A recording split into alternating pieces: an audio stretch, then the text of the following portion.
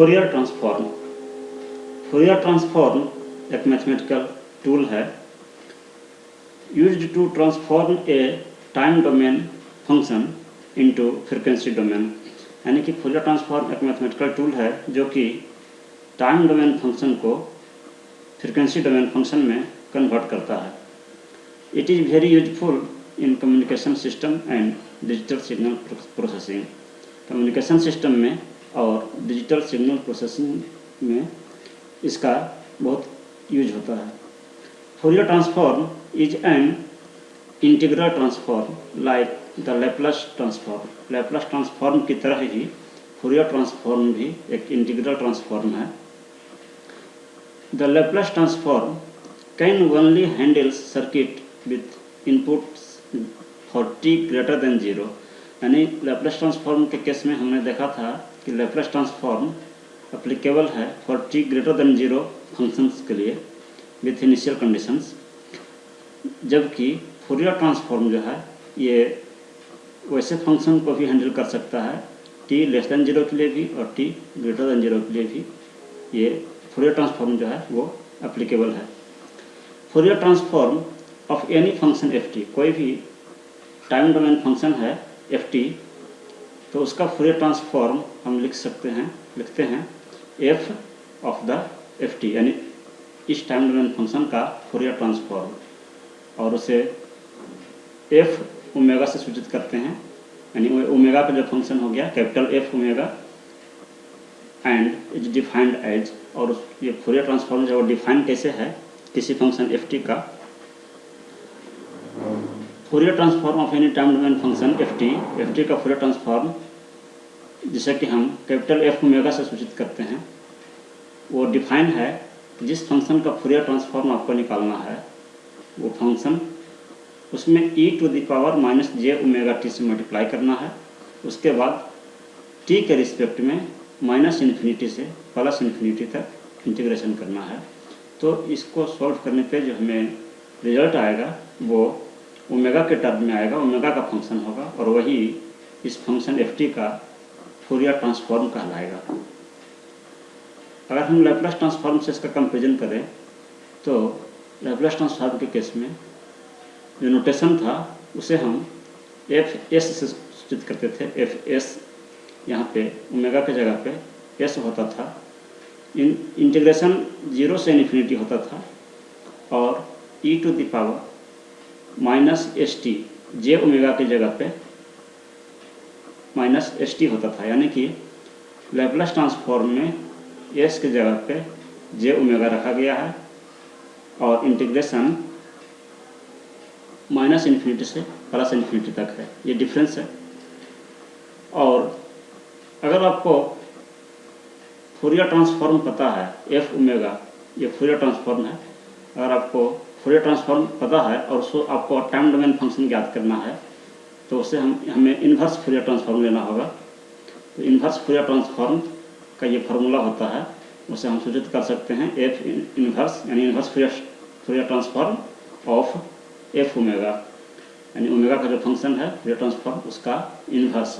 तो उससे कल ये इंटीग्रेशन है आपका 1/2 पाई इंटीग्रेशन माइनस इन्फिनिटी से प्लस इन्फिनिटी f ओमेगा, यानी ओमेगा का वो फंक्शन जो फोरियर ट्रांसफॉर्म जो आपको पता है उसे e to the power j omega t से मल्टीप्लाई करना है, और उसे फिर ओमेगा के रिस्पेक्ट में माइनस इन्फिनिटी से प्लस इन्फिनिटी तक इंटीग्रेट करके 2 पाई से डिवाइड करना है। इतना सॉल्व करने के बाद आपको जो फंक्शन मिलेगा वो टाइम डोमेन फंक्शन मिलेगा, और वह इस फंक्शन f ओमेगा का इन्वर्स फोरियर ट्रांसफॉर्म कहलाएगा।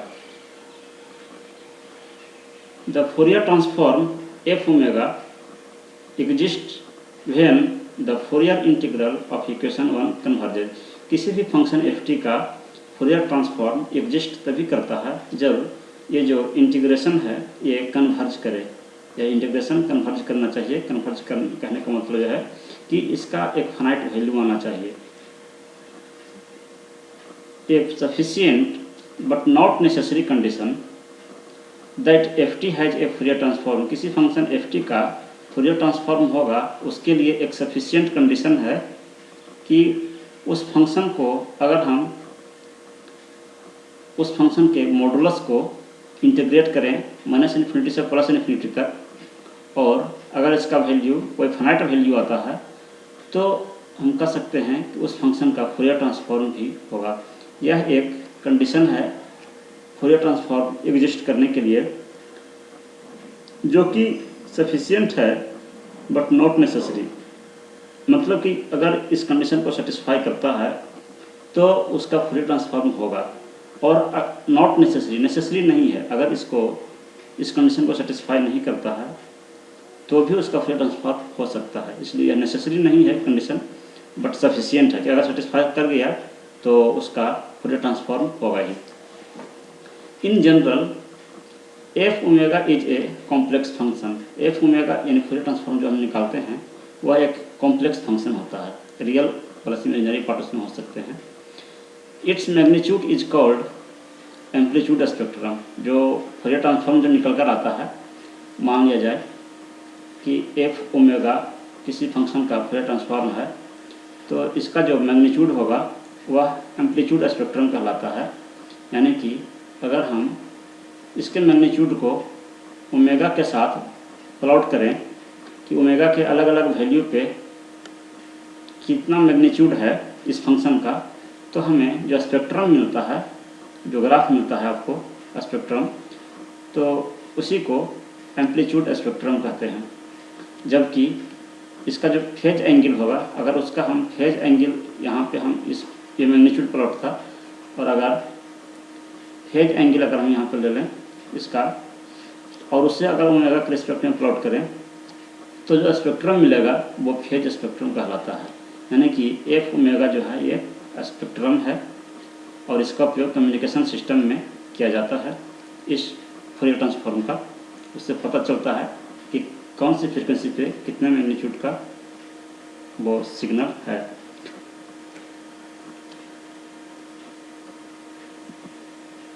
अब हम एग्जांपल देखते हैं। फर्स्ट एग्जांपल है, find Fourier transform of function e⁻⁻80 ut लगा हुआ है। ut लगा हुआ है, इसका मतलब यह है कि यह फंक्शन ft जो है वो 0 to ∞ के लिए ये डिफाइन है, यानी t ग्रेटर देन 0 के लिए डिफाइन है, t लेस देन 0 के लिए ये 0 है। यह function only for t greater than 0 के लिए डिफाइन है। तो हमें इसका फूरियर ट्रांसफॉर्म निकालना है, तो दिए गए फंक्शन को पहले हमने लिख लिया कि ft equal to e⁻⁻80 ut। अब फूरियर ट्रांसफॉर्म ऑफ ft का फूरियर ट्रांसफॉर्म जो है उसे हम एफ ओमेगा से सूचित करेंगे, और उसे बाई फार्मूला इंटीग्रेशन -∞ से +∞ ft into e⁻⁻jωt into dt। ft के जगह पे हम ये फंक्शन रखेंगे जिसका फूरियर ट्रांसफॉर्म हमें ज्ञात करना है।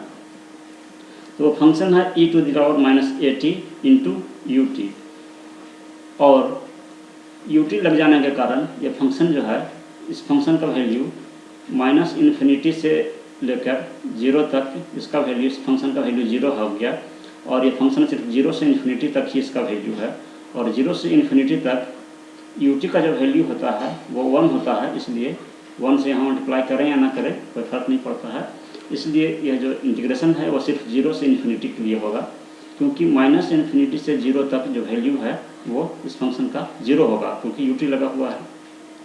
तो अब हम इसको सॉल्व करेंगे तो दोनों पावर आपस में जुड़ जाएगा। e⁻ माइनस कॉमन ले लिए तो j ओमेगा प्लस a, और t कॉमन ले लिए इंटू dt, और इसका e⁻⁻80 का जो इंटीग्रेशन है वो होगा कि जो फंक्शन है वो फंक्शन और जो कोफिशिएंट है t के साथ वो डिनोमिनेटर में आ जाएगा, और लिमिट है 0 से ∞, वो 0 से ∞ आपका लिमिट बैठा देंगे इसमें t के जगह पे। तो जब t के जगह पे हम इन्फिनिटी रखेंगे तो हो जाएगा e⁻∞ by j omega plus a, और जब हम यहाँ पे 0 रखेंगे तो ये आपको हो जाएगा e⁻0 by j omega plus a। Actually में ये जब हम इन्फिनिटी रखेंगे ये माइनस आएगा, -p इसमें आएगा, लेकिन उससे कोई फर्क नहीं पड़ेगा, क्योंकि e⁻∞ का जो वैल्यू है वो जीरो होता है, जीरो हो जाएगा। डिस्कस किए थे हम लैप्लास ट्रांसफॉर्म में। और e to the power zero का वैल्यू 1 हो गया, तो 1/j ओमेगा प्लस a। अगर हम कंपेयर करें लैप्लास ट्रांसफॉर्म से, तो e to the power minus at का इंटू ut का जो लैप्लास ट्रांसफॉर्म है वो होता था 1/s प्लस a, यानी कि जहाँ s है उसके जगह पर सिर्फ j ओमेगा है, बाकी सब सेम है। यानी कि जो function t greater than zero के लिए है, सिर्फ t ग्रेटर देन जीरो के लिए डिफाइंड है, उस फंक्शन का लैप्लास ट्रांसफॉर्म और फूरियर ट्रांसफॉर्म सेम होगा। एक दो फंक्शन एक्सेप्शन है उसे छोड़ करके। सेकंड एग्जांपल है, find Fourier transform of function f t equal to e to the power minus a modulus of t. तो दिया गया फंक्शन है f t equal to e to the power minus a modulus of t. Modulus का definition क्या है कि अगर mod T है तो इसका वैल्यू होता है, मॉडुलस का डेफिनेशन है mod t is equal to t होता है अगर t is greater than zero है तो, और मॉड टी का वैल्यू माइनस टी होता है अगर t is less than zero है तो, और मॉड टी का वैल्यू जीरो होगा अगर t is equal to zero है तो। ये मॉडुलस का ये डेफिनेशन है। तो इसी का उपयोग करते हुए अगर हम मॉडुलस को हटाएंगे तो जब अगर हम टी ग्रेटर देन जीरो की बात करें तो उस केस में मॉड टी का वैल्यू प्लस टी लिखाएगा, तो हो जाएगा आपको e to the power minus a t. और जब हम टी अगर लेस देन जीरो होगा उस केस में टी का वैल्यू जो है वो माइनस टी हो जाएगा, तो आपका हो जाएगा e to the power a t. इसका माइनस और इसका माइनस मिलकर प्लस हो जाएगा, तो f t equal to e to the power a t अगर टी लेस देन जीरो है तो। यानी फंक्शन का दो वैल्यू है, जीरो लेस देन जीरो के लिए अलग इसका फंक्शन है और ग्रेटर देन जीरो के लिए अलग फंक्शन है। तो अगर हमें फूरियर ट्रांसफॉर्म निकालना है तो Fourier transform of f T को हम एफ ओमेगा से सूचित करेंगे। उस फंक्शन को e to the power minus j omega t से मल्टीप्लाई करेंगे, टाइम के रिस्पेक्ट में माइनस इन्फिनिटी से प्लस इन्फिनिटी तक इंटीग्रेट करेंगे। तो माइनस इन्फिनिटी से प्लस इन्फिनिटी तक इस फंक्शन का दो वैल्यू है, एक वैल्यू माइनस इन्फिनिटी से जीरो तक के लिए होगा और दूसरा जीरो से इन्फिनिटी तक के लिए होगा। जब माइनस इन्फिनिटी से जीरो लेंगे तो उस केस में हमें टी लेस देन जीरो वाला फंक्शन यहाँ पे रखेंगे e to the power a t, और e to the power minus j t से मल्टीप्लाई करेंगे। और जब जीरो से इन्फिनिटी के लिए इंटीग्रेट करेंगे उस केस में हमारा फंक्शन रखाएगा e to the power minus a t का, और into e to the power minus j t जो कि फार्मूला में ही होता है इंटू डी टी। अब हम इसका इंटीग्रेशन करेंगे तो पावर दोनों जुड़ जाएगा, तो हो जाएगा a minus j omega e to the power a minus j omega, और इंटीग्रेट करने पे जो टी का कोफिशिएंट है वो डिनोमिनेटर में आ जाएगा, लिमिट रहेगा माइनस इन्फिनिटी से जीरो, प्लस यहाँ पे e to the power minus common लेंगे तो हो जाएगा जे ओमेगा प्लस ए, और इंटीग्रेट करने पे जो टी के साथ जो कोफिशिएंट है वो नीचे डिनोमिनेटर में आएगा और लिमिट रहेगा जीरो टू इन्फिनिटी। एक बार हम टी के जगह पे अपर लिमिट रखेंगे जीरो, और एक बार फिर लोअर लिमिट रखेंगे माइनस इन्फिनिटी, तो e to the power zero हो जाएगा ये बटा ए माइनस जे ओमेगा, और जब माइनस इन्फिनिटी रखेंगे तो e to the power minus infinity और ए माइनस जे ओमेगा। और ठीक उसी प्रकार से यहाँ पे एक बार इन्फिनिटी रखेंगे तो हो जाएगा e to the power minus infinity by J omega plus a, और जब जीरो रखेंगे तो हो जाएगा e to the power zero by J omega plus a, और ये एक माइनस चिन्ह पहले से है जिसके कारण ये माइनस हो जाएगा, और लोअर लिमिट रखने का पहले जो माइनस होता है उसके कारण ये प्लस हो जाएगा फिर। तो इसका वैल्यू जीरो हो गया आपको, और इसका भी value e to the power minus infinity का वैल्यू जीरो होता है, इसलिए ये दोनों जीरो हो जाएगा। सिर्फ आपको बचेगा ई टू द पावर जीरो का वैल्यू 1 होता है तो 1/ए minus j omega plus 1/ए plus J omega.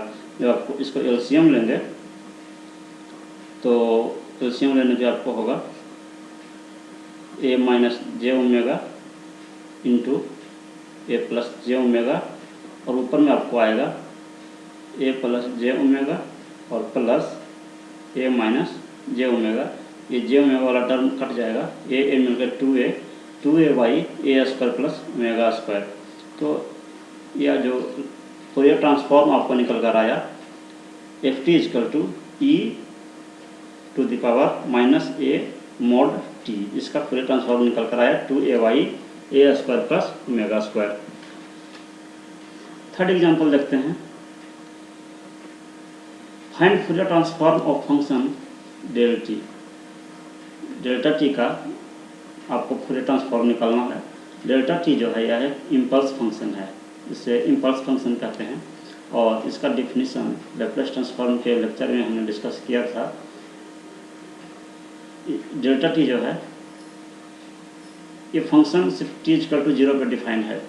T equal to 0 पे सिर्फ ये फंक्शन डिफाइन है और टी इक्वल टू 0 के अलावे बाकी सभी जगह पे इसका वैल्यू 0 होता है और टी इक्वल टू 0 पे इसका वैल्यू इन्फिनिटी होता है और area under the impulse function जो होता है वो यूनिटी होता है, जिसे हम ओरिजिन पे एक इम्पल्स लगा के यहाँ पे एरिया इसके एरिया को रिप्रेजेंट करते हैं। यानी इम्पल्स फंक्शन जो है वो आपका इसका वैल्यू 1 होता है, 1 नहीं, इसका वैल्यू इन्फिनिटी होता है एट टी इक्वल टू 0 पे, टी इक्वल टू 0 पे, और इसका वैल्यू 0 होता है अगर टी 0 नहीं है तो। यानी कि ओरिजिन के अलावे हर जगह पे इसका वैल्यू 0 होता है। आपको किसी बुक में ये कन्फ्यूजन हो सकता है कि जो इम्पल्स फंक्शन है इसका value at t equal to 0 पे यूनिटी होता है, लेकिन हमने ये आपको क्लास में डिस्कस किया था, बताया था कि क्यों टी इक्वल टू 0 पे इसका वैल्यू इन्फिनिटी होता है। टी इक्वल टू 0 पे इम्पल्स फंक्शन का मैग्नीट्यूड इन्फिनिटी होता है। तो हम यहाँ पे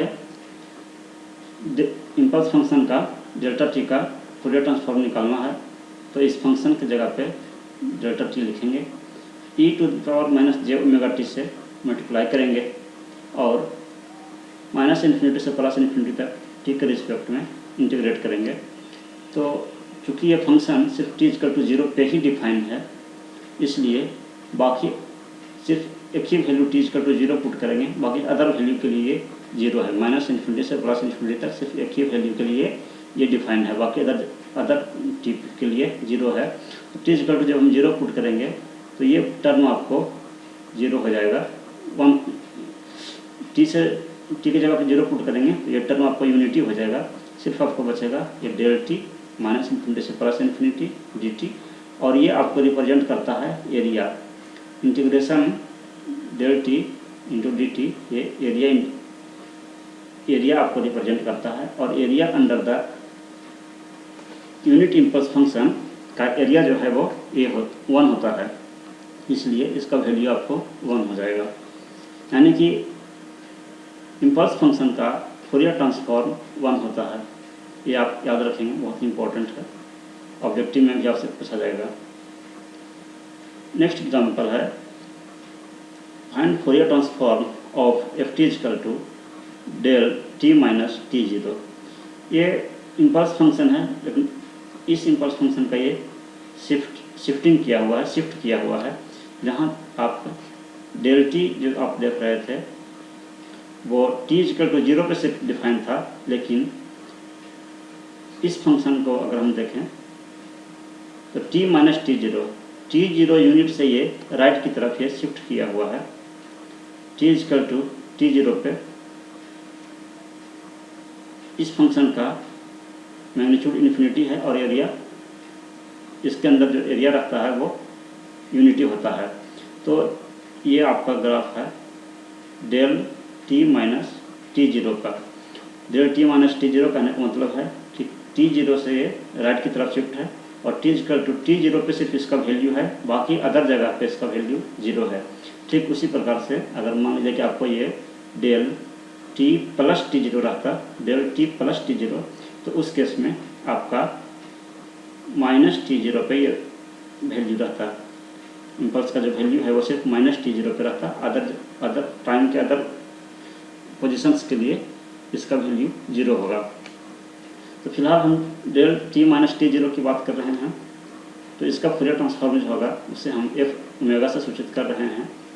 उस फंक्शन को जिसका फूरियर ट्रांसफॉर्म निकालना है e to the power minus j omega t से मल्टीप्लाई करके माइनस इन्फिनिटी से प्लस इन्फिनिटी तक टाइम के रिस्पेक्ट में इंटीग्रेट करते हैं। वो फंक्शन है हमारा del t minus t zero e to the power minus j omega t d t, और del t minus t zero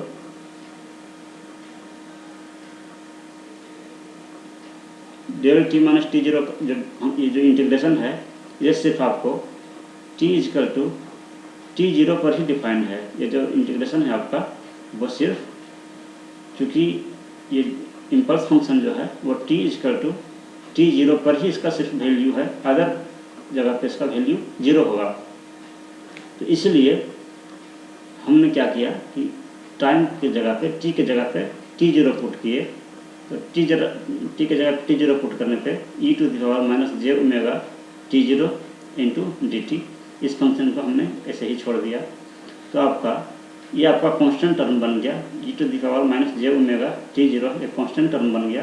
constant term को बाहर कर लिए तो आपको बचा माइनस इन्फिनिटी से plus infinity del t minus t zero d t. ये आपको इम्पल्स फंक्शन का एरिया शो कर रहा है, और एरिया जो है वो इम्पल्स फंक्शन का यूनिटी होता है। इसलिए e to the power minus j omega t zero into one, तो आपको e to the power minus j omega t zero, ये आपका del t minus t zero का आपका फूरियर ट्रांसफॉर्म निकल के आया e to the power minus j omega t zero.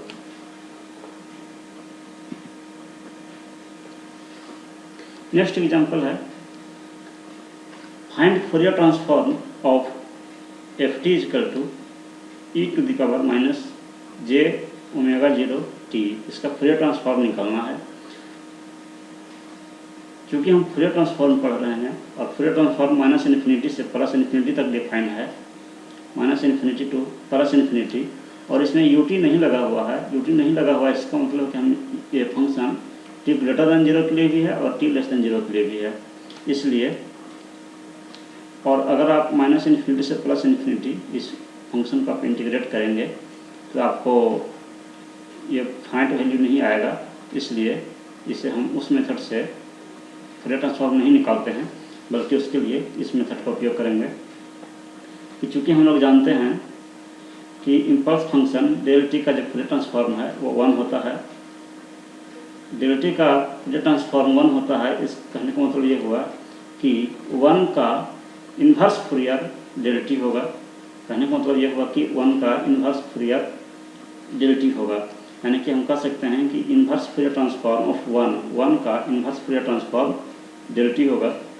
और इन्वर्स फूरियर ट्रांसफॉर्म किसी भी फंक्शन का डिफाइंड है 1/2 पाई इंटीग्रेशन माइनस इन्फिनिटी से plus infinity 1 into e to the power j omega t into d omega. Omega के respect में यहाँ पे इंटीग्रेशन होता है। तो चूँकि हम इन्वर्स फूरियर वन का है, इसलिए उस फंक्शन के जगह पे वन रखे हैं और इसका जो वैल्यू होगा वो डेल टी के बराबर होना चाहिए। तो 1 से मल्टीप्लाई करने पे यही फंक्शन रह जाएगा e to the power minus नहीं है, e to the power j omega t. और आपको जब आप इसका इंटीग्रेशन करेंगे तो e to the power minus infinity से plus infinity e to the power j omega t d omega, और ये जो 2 पाई है इसे हम राइट साइड कर दिए, वो साइड कर दिए तो 2 पाई डेल टी हो गया, 2 पाई डेल टी। और हम जानते हैं कि डिफिनिट इंटीग्रेशन के केस में अगर आप वेरिएबल्स को इंटरचेंज करते हैं तो कोई भी फर्क नहीं पड़ता है। ये डिफिनिट इंटीग्रेशन का प्रॉपर्टीज होता है। तो हमने क्या किया कि ये यहाँ पे ओमेगा वेरिएबल है और यहाँ पे टी वेरिएबल है, इसको इंटरचेंज किया गया। जहाँ जहाँ टी है उसके जगह पे ओमेगा कर दिए और ओमेगा की जगह पे टी कर दिए। तो हम क्या पाते हैं कि माइनस इन्फिनिटी से plus infinity e to the power j, और ओमेगा के जगह पे टी और टी के जगह पे ओमेगा, तो ये वही रह गया। और यहाँ डी टी जो था वो डी ओमेगा हो गया, is equal to 2 pi del और टी के जगह पे ओमेगा। वेरिएबल्स को हमने इंटरचेंज किया है। तो उसके बाद हमने क्या किया कि क्योंकि हमें यहाँ पे ओमेगा 0 इसका इंटीग्रेशन इसका निकालना है, फ्री ट्रांसफॉर्म, इसलिए ओमेगा को हमने ओमेगा माइनस ओमेगा 0 से रिप्लेस किया है, replacing omega with omega minus omega 0।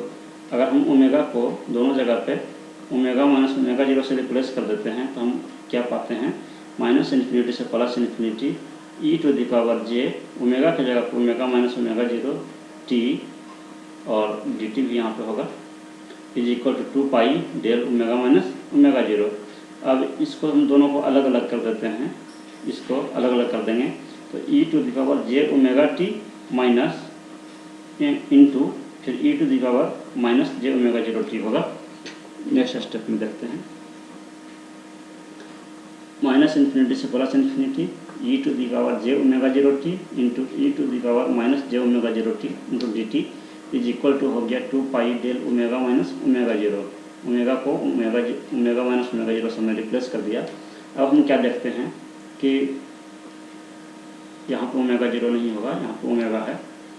तो अब हम क्या देखते हैं कि यह जो इंटीग्रेशन है यह फूरियर ट्रांसफॉर्म बता रहा है e to the power j omega 0 t का।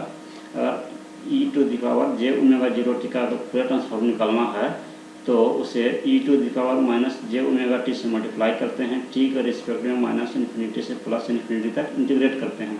तो हम कह सकते हैं कि यह इंटीग्रेशन जो है वो फूरियर ट्रांसफॉर्म शो कर रहा है e to the power j omega 0 t का। तो Fourier transform of e to the power j omega 0 t इतना की जगह पे लिख दिए तो हो गया 2 pi del omega minus omega 0। ये बहुत ही इंपॉर्टेंट रिजल्ट है आपका कि e to the power j omega 0 t का Fourier transform 2 pi del omega minus omega 0 होता है। अगर मान लिया जाए कि हम इसी फंक्शन में टी के जगह पे 0 पुट करते हैं, टी की जगह पे जब 0 पुट करेंगे तो ये जो फंक्शन है वे 1 हो जाएगा और आपको टी की जगह पे 0 नहीं पुट कर रहे हैं बल्कि ओमेगा 0 के जगह पे अगर हम 0 पुट कर रहे हैं, ओमेगा 0 के जगह पे अगर हम 0 पुट करें इस फंक्शन में तो ये फंक्शन आपको हो जाएगा Fourier transform of 1। Fourier transform of 1 is equal to 2 pi, यहाँ पे 0 पुट कर रहे हैं तो 2 पाई डेल ओमेगा।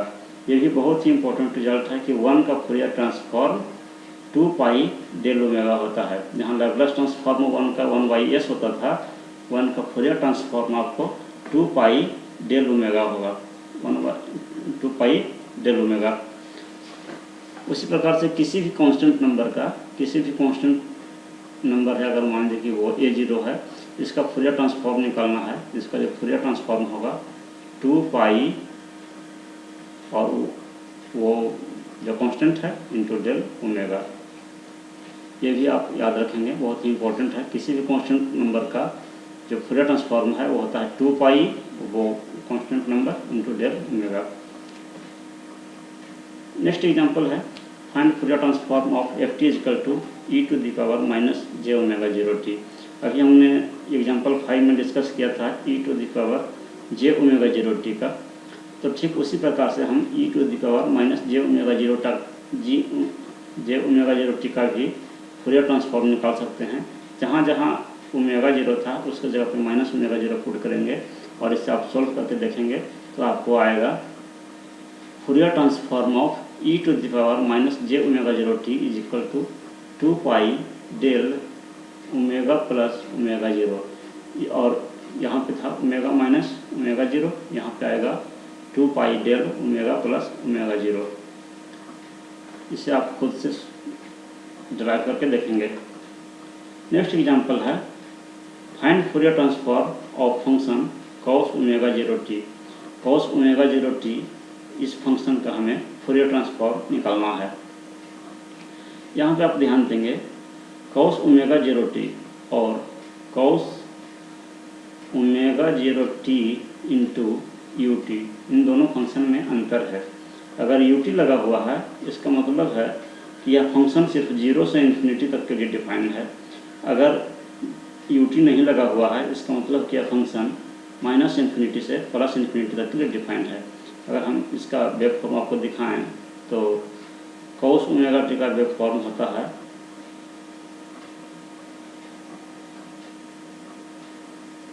ये cos ओमेगा टी का वेव फॉर्म है। लेकिन cos omega t into u T का अगर वेव फॉर्म अगर ड्रॉ करें cos omega t into u T तो वो सिर्फ t ग्रेटर देन 0 के लिए सिर्फ होगा, इधर का वैल्यू इधर 0 होगा, t लेस देन 0 के लिए इसका वैल्यू 0 होगा। ये जो ग्राफ हमने ड्रॉ किया ये cos omega 0 t into u T का है, ये सिर्फ cos ओमेगा 0 टी का है, तो इसलिए दोनों में अंतर है। और हम जब लैप्लेस ट्रांसफॉर्म निकालते हैं तो इसलिए उसमें यू टी लगाते हैं ताकि वो फंक्शन सिर्फ t ग्रेटर देन 0 के लिए 0 रहे, ठीक है। लेकिन हम यहाँ पे cos ओमेगा 0 टी का जो फूरियर ट्रांसफॉर्म निकालेंगे वो -∞ टू +∞ फंक्शन के लिए है। तो हम जानते हैं कि cos ओमेगा 0 टी को e to the power j omega 0 t plus e to the power -j omega 0 t by 2 लिख सकते हैं, क्योंकि फॉर्मूला होता है e to the power j theta equal to होता है cos theta plus j into sine theta. उसी प्रकार से e to the power -j theta बराबर होता है cos theta minus j into sine theta.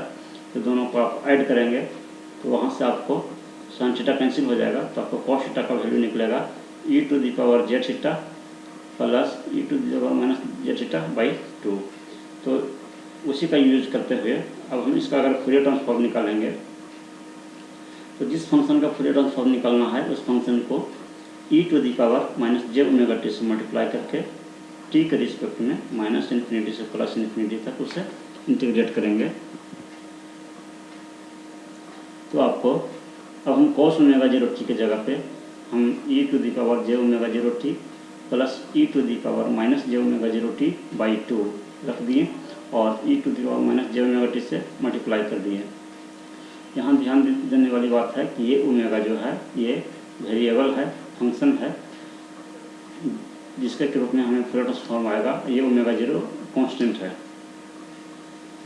तो 1/2 हम बाहर कर लिए और ये जो टर्म है ये दोनों के साथ मल्टीप्लाई होगा e to the power j omega 0 t के साथ भी और e to the power -j omega 0 t के साथ भी, दोनों के साथ मल्टीप्लाई होगा। फिर इसका हम जानते हैं कि इसका जो फूरियर ट्रांसफॉर्म हम जस्ट पिछले स्लाइड में निकाले थे कि 2 pi del omega minus omega 0 आया था इस फंक्शन का फूरियर ट्रांसफॉर्म। आप फिर उसी प्रकार से निकाल सकते हैं। और इस फंक्शन का फूरियर ट्रांसफॉर्म आया था 2 pi del omega plus omega 0। तो हम डायरेक्ट रख दिए हैं उसका, इस इंटीग्रेशन को सॉल्व नहीं किए हैं, आप सॉल्व करके ला सकते हैं। e to the power j omega 0 t जो है ये फंक्शन है, इस फंक्शन का ये फूरियर ट्रांसफॉर्म बता रहा है। उसका फूरियर ट्रांसफॉर्म हमने निकाल कर लाया था 2 pi del omega minus omega 0 और इसका 2 pi del omega plus omega 0। तो यहाँ से 2 से 2 कट जाएगा तो आपको बचेगा pi del omega minus omega 0 plus pi दोनों में जाएगा और डेल ओमेगा प्लस ओमेगा 0। ये आपका cos ओमेगा 0 टी का ये आपको निकाल कर आया फूरियर ट्रांसफॉर्म। बहुत ही इंपॉर्टेंट रिजल्ट है ये cos ओमेगा 0 टी का। अगर हम इसका स्पेक्ट्रम ड्रॉ करके देखें तो आप पाएंगे क्या कि 8 ओमेगा इजकल टू ओमेगा 0 एक इम्पल्स फंक्शन है ये। यहाँ पे एक इम्पल्स सिग्नल है जिसका कि मैग्नीट्यूड है पाई, 8 ओमेगा इजकल टू ओमेगा 0 एक इम्पल्स फंक्शन है वहाँ पे विथ मैग्नीट्यूड पाई। और एक omega is equal to minus omega 0 पे एक इम्पल्स है, उसका भी मैग्नीट्यूड है पाई। तो ये हमें अगर हम इसका स्पेक्ट्रम ड्रॉ करें तो इस प्रकार से होता है। नेक्स्ट एग्जांपल देखते हैं। Find Fourier transform of ft equal to sine omega 0 t. Sine omega 0 t का फूरियर ट्रांसफॉर्म हमें निकालना है। और यहाँ पर भी मैं आपको बताना चाहूँ कि अगर साइन ओमेगा 0 टी सिर्फ है, इसका मतलब है यह जो फंक्शन है -∞ से +∞ तक ये फंक्शन डिफाइंड है। और अगर sign omega 0 t into u T कहा जाए तो सिर्फ टी ग्रेटर देन 0 के लिए फंक्शन है और टी लेस देन 0 के लिए फंक्शन 0 होगा। ये आपका sign omega 0t into UT का है। तो इन दोनों फंक्शन में अंतर है। जब हम लैप्लास ट्रांसफॉर्म निकालते थे तो साइन ओमेगा 0t यूटी का हम लैप्लास निकालते थे, क्योंकि लैप्लास टी लेस देन 0 के लिए ये डिफाइन नहीं है, इसलिए यहाँ पे हम माइनस इन्फिनिटी से प्लस इन्फिनिटी तक इस फंक्शन का इंटीग्रेशन करेंगे फोरियर ट्रांसफॉर्म निकालने के लिए। तो Fourier transform of sine omega 0t is equal to minus infinity से plus infinity sine omega 0t into e to the power minus j omega t into d t. तो हम जानते हैं साइन ओमेगा टी को हम लिख सकते हैं e to the power j omega 0t minus e to the power minus j omega 0t by 2j into e to the power minus j omega t. Formula में ही होता है। और फिर अगर हम दोनों को अलग अलग करेंगे तो ये टर्म दोनों के साथ मल्टीप्लाई होगा। E to the power minus j omega t जो है ये दोनों के साथ मल्टीप्लाई होगा। और ये एक इंटीग्रेशन बता रहा है कि e to the power j omega 0t का फोरियर ट्रांसफॉर्म, जो कि हम पहले ही निकाल चुके हैं कि 2 pi del omega minus omega 0 होता है। और इसका जो फोरियर ट्रांसफॉर्म है वो 2 pi del omega plus omega 0 होता है। तो यहाँ से 2 से 2 कट जाएगा, 2 से 2 कट जाएगा और जे को जब हम ऊपर ले जाएंगे तो माइनस टर्म आ जाएगा और माइनस होने के कारण ये टर्म आपको पहले आ जाएगा, यानी del omega plus omega 0 minus del omega minus omega 0। ये आपका साइन ओमेगा 0t का फोरियर ट्रांसफॉर्म है। इसका भी अगर हम स्पेक्ट्रम ड्रॉ करके देखें तो अगर हम एम्पलीट्यूड का स्पेक्ट्रम ड्रॉ कर रहे हैं एम्पलीट्यूड का, तो ये बता रहा है कि at omega is equal to omega 0 पे इस फंक्शन में एक इम्पल्स है at omega is equal to omega 0 pi magnitude का एक इम्पल्स है, पाई मैग्नीट्यूड का, क्योंकि जे का मैग्नीट्यूड 1 होता है। और at omega is equal to minus 0 ये जो फ्रीक्वेंसी टर्म है ये ओमेगा इजकल टू माइनस 0 बताएगा। तो omega is equal to minus omega 0 पे जो इम्पल्स है वो पाई मैग्नीट्यूड का एक इम्पल्स है। ये टर्म बता रहा है कि at omega is equal to omega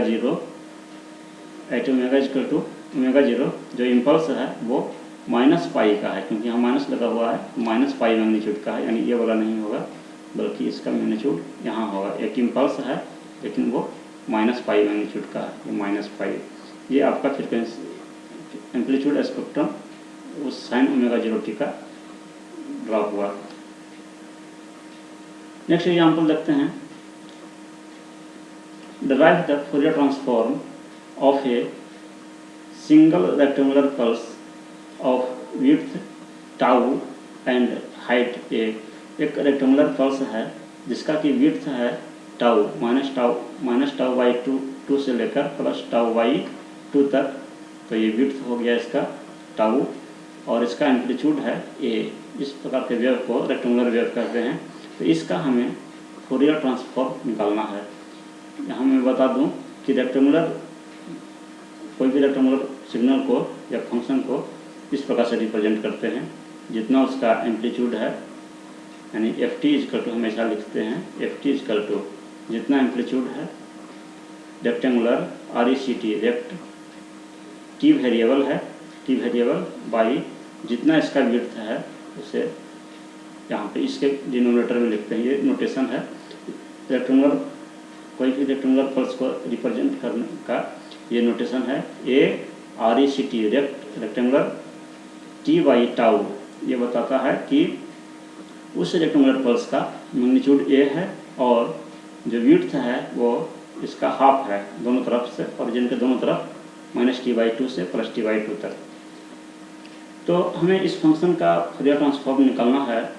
तो उस फंक्शन का फोरियर ट्रांसफॉर्म हम f ओमेगा से सूचित कर रहे हैं और इंटीग्रेशन होता है -∞ से +∞, लेकिन बाकी अदर वैल्यूज़ के लिए इस फंक्शन का जो वैल्यू है वो 0 है t/2 τ/2 से लेकर से ग्रेटर देने के लिए और माइनस τ/2 से लेस देने के लिए इसका वैल्यू 0 है, इसलिए इंटीग्रेट करने पे वो 0 ही हो जाएगा। और इसलिए हम इंटीग्रेट कर रहे हैं सिर्फ माइनस τ/2 से लेकर प्लस τ/2 तक। और वो फंक्शन लिखते हैं, फंक्शन का यहाँ पे मैग्नीट्यूड है हमारा e⁻j⁻t से मल्टीप्लाई करते हैं। और जब हम इसको इंटीग्रेट करेंगे ये कांस्टेंट टर्म में बाहर आएगा e⁻j⁻t, और तो जो कोफिशिएंट है वो डिनोमिनेटर में आएगा, इंटीग्रेशन रहेगा माइनस τ/2 से प्लस τ/2। उसके बाद जो डिनोमिनेटर में जो टर्म था j ओमेगा वो हम बाहर कर लिए, तो अंदर में बच गया e⁻j⁻τ/2 से माइनस e⁻−j⁻τ/2। जब हम लिमिट को रख देंगे तो हमें ये मिलेगा। उसके बाद हमने क्या किया है कि इसमें 2j से भाग लगाए हैं, 2j से भाग लगाए हैं, क्योंकि 2j से भाग लगाने पे हमें साइन का टर्म मिलेगा। तो साइन का टर्म मिलेगा, इसलिए इसमें 2j से भाग लगाए हैं। और इसे बैलेंस करने के लिए 2j से यहाँ पे गुना भी करना होगा, 2j से गुना करना होगा। जब 2j से गुना करेंगे तो j से j ये कट जाएगा, सिर्फ आपको 2a/ओमेगा बचेगा यहाँ पे। तो 2a/ओमेगा, और इसके जगह पे हम लिख सकते हैं, हम जानते हैं e⁻j⁻j⁻/2j, इसको हम कह सकते हैं साइन थीटा, इसको लिखते हैं।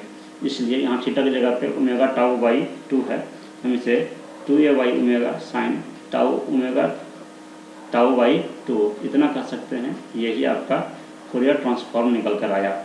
लेकिन इसे हम यहाँ तक नहीं छोड़ेंगे, इसे थोड़ा सा और कन्वर्ट करेंगे। और हम जानते हैं एक सैम्पलिंग फंक्शन होता है जिसे एस से सूचित करते हैं, सैम्पलिंग फंक्शन। और sampling function of the T, इसका डेफिनेशन होता है साइन t/t। साइन t/t को सैम्पलिंग फंक्शन कहते हैं, साइन t/t को सैम्पलिंग फंक्शन कहते हैं। यानी कि साइन के अंदर जो ये है वही अगर यहाँ पर भी है, हम इसे सैम्पलिंग ऑफ द उस वेरिएबल कह सकते हैं। जो वेरिएबल यहाँ पे है वही वेरिएबल आपको डिनोमिनेटर में भी है, तो इसे सैम्पलिंग ऑफ द उस फंक्शन का सैम्पलिंग कर सकते हैं। ये सैम्पलिंग फंक्शन का डिफिनेशन होता है। तो हमने क्या किया है कि साइन के अंदर ओमेगा τ/2 है, तो हमने इस फॉर्म में लाने के लिए ओमेगा τ/2 से डिवाइड कर दिया है।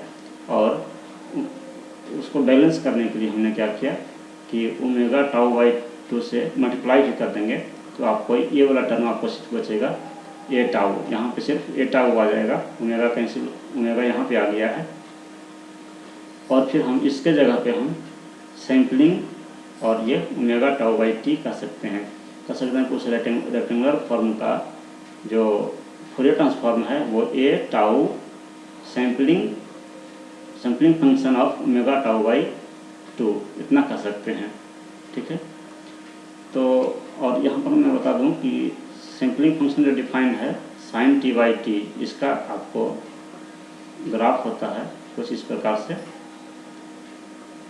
0 पे इसका मैग्नीट्यूड सबसे हाईएस्ट होता है, इसके बाद इसका जो मैग्नीट्यूड है वो धीरे धीरे घटता जाता है। ये दोनों साइड -∞ से +∞ तक होता है, और ये धीरे धीरे घटता जाता है, एम्पलीट्यूड इसका घटता जाता है। हाईएस्ट एम्पलीट्यूड t=0 पे होता है। और ये जो टर्म है, ये जो इंटरसेक्शन है x एक्सिस के साथ, ये पाई होता है, ये 2 पाई होता है, ये 3 पाई, ये 4 पाई, ये 5 पाई, इस प्रकार से इंक्रीज करते जाता है। ये -पाई, ये -2 पाई, -3 पाई, -4 पाई, इस प्रकार से होता है। ये सैम्पलिंग फंक्शन का वेव फॉर्म होता है। तो इसलिए यहाँ पे हम इसे सैम्पलिंग फंक्शन के रूप में कन्वर्ट किए हैं। आप चाहें तो यहाँ तक भी छोड़ सकते थे, लेकिन जनरली उसे सैम्पलिंग फंक्शन के रूप में कन्वर्ट कर दिया जाता है।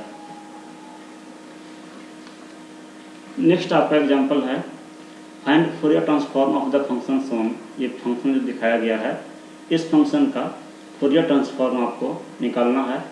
तो इसे आप खुद से आप ट्राई करेंगे और आपका आंसर यहाँ लिखा हुआ है। अब हम डिस्कस करते हैं फूरियर ट्रांसफॉर्म का प्रॉपर्टीज। जैसा लैप्लास ट्रांसफॉर्म का प्रॉपर्टीज था, ठीक उसी प्रकार से फूरियर ट्रांसफॉर्म का भी प्रॉपर्टीज है, और प्रॉपर्टीज बिल्कुल सेम है। अगर दो फंक्शन हैं, एक f1t जिसका फूरियर ट्रांसफॉर्म है कैपिटल F1 ओमेगा, दूसरा फंक्शन है f2t जिसका फूरियर ट्रांसफॉर्म है F2 ओमेगा, तो कोई ऐसा फंक्शन है जो इन दोनों फंक्शन के एडिशन से बना है और कुछ कांस्टेंट टर्म से मल्टीप्लाई करके, यानी a1 f1t plus a2 f2t, तो इसका फूरियर ट्रांसफॉर्म जो है वो होगा। अलग अलग फूरियर ट्रांसफॉर्म आप निकाल के ऐड कर सकते हैं, यानी f1 का फूरियर ट्रांसफॉर्म कैपिटल F1 और जितना से मल्टीप्लाई था उतना मल्टीप्लाई कर सकते हैं, प्लस f2 का Fourier transform capital F2 omega और जितना से यहाँ मल्टीप्लिकेशन था कांस्टेंट से उतना मल्टीप्लाई कर सकते हैं और फिर एडिशन कर सकते हैं, यानी कि इस प्रॉपर्टीज को लीनियरिटी कहते हैं। यानी कि फूरियर ट्रांसफॉर्म जो है वो अलग अलग निकाल के उसको एडिशन या सब्सट्रैक्शन किया जा सकता है। दूसरी प्रॉपर्टी है टाइम रिवर्सल। टाइम रिवर्सल कहने का मतलब कि कोई फंक्शन है ft जिसका फूरियर ट्रांसफॉर्म आप जानते हैं कि f ओमेगा होता है, तो अगर आपको किसी ऐसे फंक्शन का फूरियर ट्रांसफॉर्म निकालना है जिसमें कि टाइम में t के साथ माइनस टी लगा हुआ है, जहाँ जहाँ इस फंक्शन में t था उस वहाँ t के जगह पर माइनस टी रिप्लेस किया हुआ है, तो ऐसे फंक्शन का फूरियर ट्रांसफॉर्म निकालने के लिए इस फंक्शन का जो फूरियर ट्रांसफॉर्म था उसमें जहाँ जहाँ ओमेगा है उसके जगह पे आप माइनस ओमेगा से उसको रिप्लेस करेंगे, तो आपको f माइनस टी का फूरियर ट्रांसफॉर्म मिलेगा।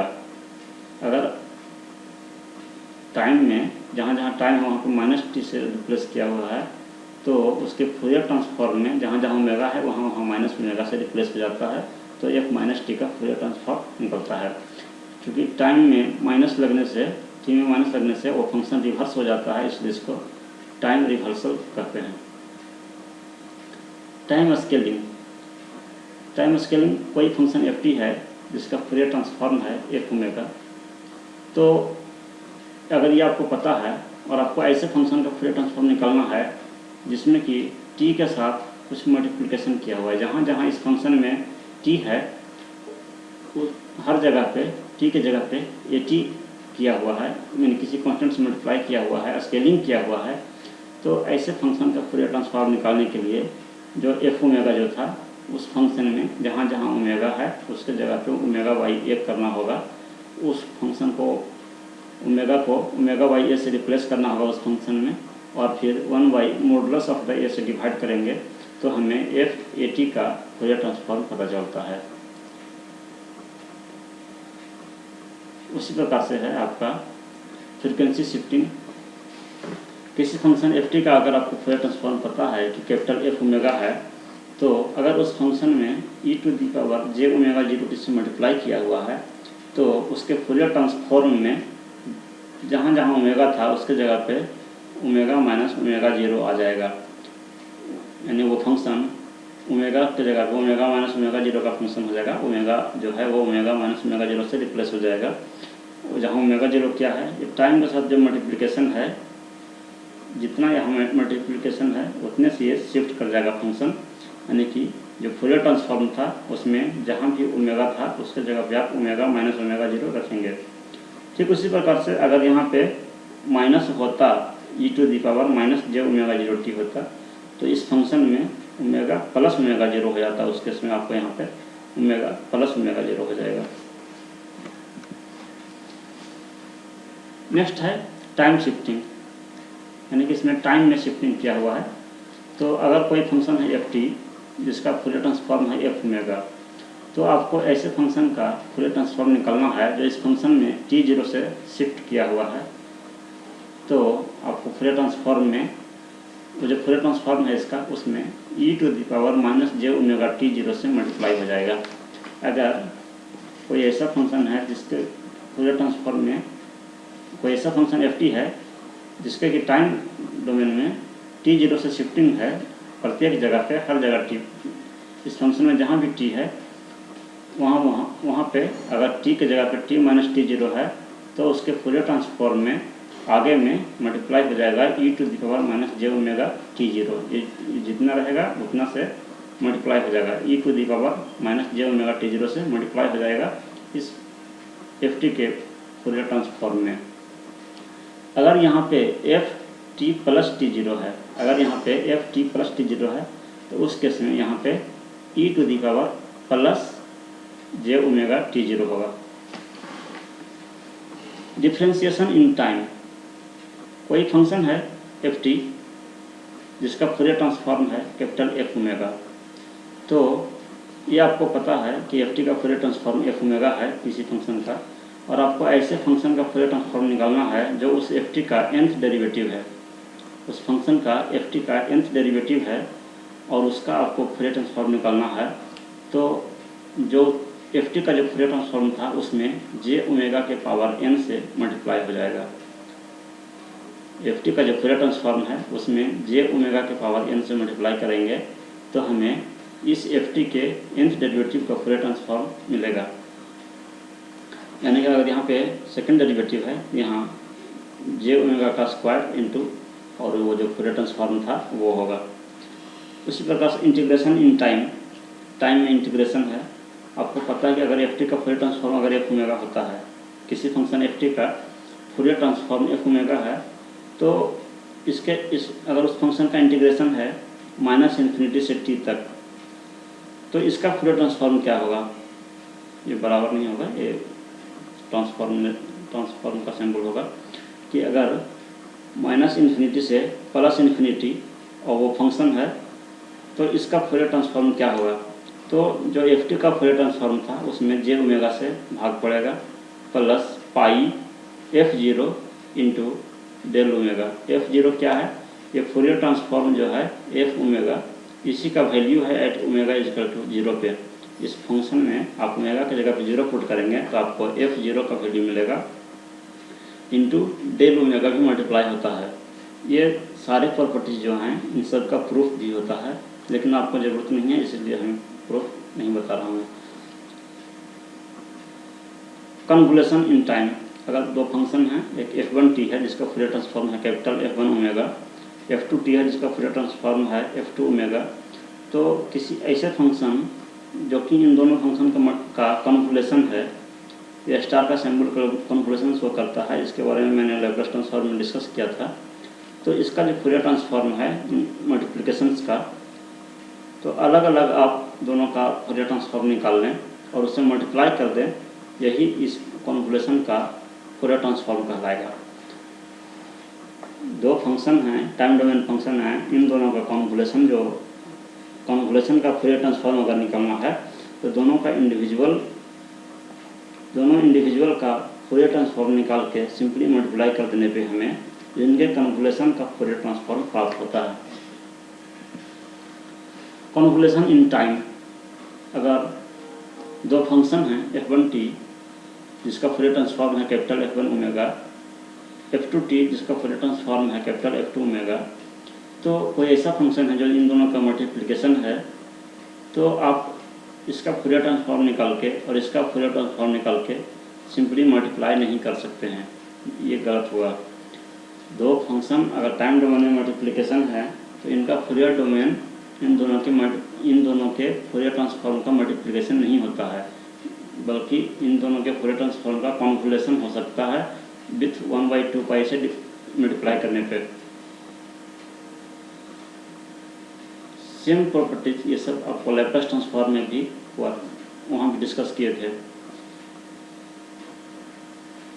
नेक्स्ट प्रॉपर्टीज है, उसका नाम है मॉड्यूलेशन। अगर कोई फंक्शन है एफ टी जिसका फूरियर ट्रांसफॉर्म है एफ ओमेगा, तो अगर कोई ऐसा फंक्शन है जिसमें कि साइन ओमेगा टी से नहीं बल्कि साइन ओमेगा 0t से अगर मल्टीप्लाई किया हुआ है, किसी फंक्शन एफ टी में साइन ओमेगा 0 से मल्टीप्लाई किया हुआ है साइन ओमेगा 0t से, और इसका आपको फूरियर ट्रांसफॉर्म निकालना है, तो आपको क्या करना होगा कि जो उस फंक्शन का एफ टी का जो फूरियर ट्रांसफॉर्म था उसमें ओमेगा की जगह पर ओमेगा 0 से वो शिफ्ट हो जाता है। अगर साइन का टर्म है यहाँ पे, तो वो फंक्शन ओमेगा की जगह पर ओमेगा प्लस ओमेगा 0 माइनस वो फंक्शन ओमेगा माइनस ओमेगा 0 और उसका फिर हाफ, इतना आपको करने पे f T into sine omega 0t का फूरियर ट्रांसफॉर्म प्राप्त होगा। यानी कोई फंक्शन एफ टी का अगर फूरियर ट्रांसफॉर्म आपको पता है तो उसमें अगर साइन ओमेगा 0t से मल्टीप्लाई किया हुआ है और उसका फूरियर ट्रांसफॉर्म निकालना है तो आप उस फंक्शन में ये कैपिटल एफ होगा, उसके फूरियर ट्रांसफॉर्म में ओमेगा की जगह पे ओमेगा प्लस ओमेगा 0 माइनस उसके फंक्शन में ओमेगा माइनस ओमेगा 0 और फिर हाफ करने पे ये आपको फूरियर ट्रांसफॉर्म मिलेगा F T into sine omega 0t का। ठीक उसी प्रकार से अगर किसी फंक्शन के साथ कॉस ओमेगा 0t से मल्टीप्लिकेशन है और इसका फूरियर ट्रांसफॉर्म आपको प्राप्त करना है तो जो आपको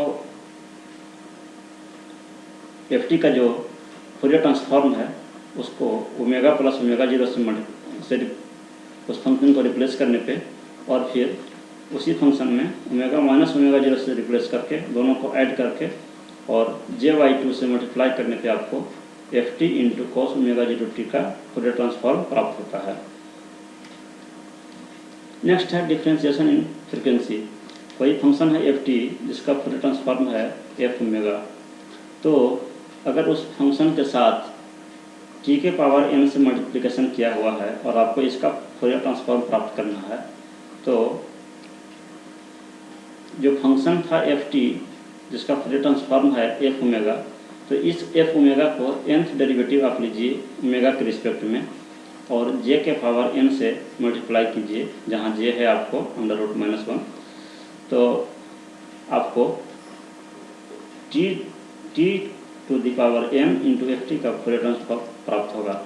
यानी अगर यहाँ t n की जगह पे 1 है तो इस एफ ओमेगा को एक बार डेरिवेटिव करना होगा और आगे में j लगाना होगा। अगर n की जगह पे 2 है तो इस एफ ओमेगा को 2 बार डेरिवेटिव करना होगा और j स्क्वायर करना होगा, j स्क्वायर इक्वल टू -1। तो इस प्रकार से निकाल सकते हैं। और एक बहुत ही इम्पोर्टेंट प्रॉपर्टीज है फूरियर ट्रांसफॉर्म के केस में, उसका नाम है duality property. Duality property of Fourier transform. Duality property क्या कहता है, बहुत ही इम्पोर्टेंट है ये। अगर कोई फंक्शन है f T, time domain function है एफ टी जिसका फूरियर ट्रांसफॉर्म है एफ ओमेगा, तो यहाँ ध्यान देना है कि जो टाइम डोमेन फंक्शन है उसे स्मॉल एफ से सूचित किया गया है और जो फूरियर ट्रांसफॉर्म फंक्शन है उसे कैपिटल एफ से सूचित किया गया है। तो किसी फंक्शन एफ टी का फूरियर ट्रांसफॉर्म आपको पता है और आपको ऐसे फंक्शन का फूरियर ट्रांसफॉर्म निकालना है जो कि इस फूरियर ट्रांसफॉर्म जो एफ टी का जो फूरियर ट्रांसफॉर्म था उसमें ओमेगा की जगह पे टी है।